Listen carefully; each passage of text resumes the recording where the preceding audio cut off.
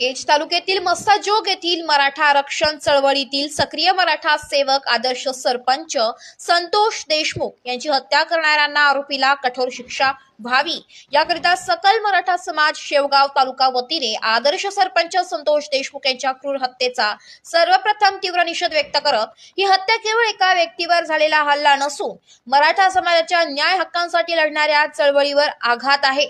मराठा समाजाच्या हक्कांसाठी लढणाऱ्या व्यक्तीचा आवाज दाबण्याचा हा एक प्रकार आहे।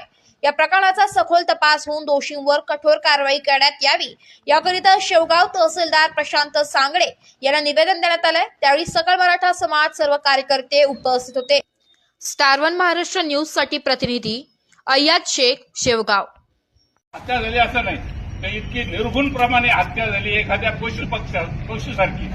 म्हणून याचा निषेध म्हणून आम्ही सकल मराठा समाजातर्फे आम्ही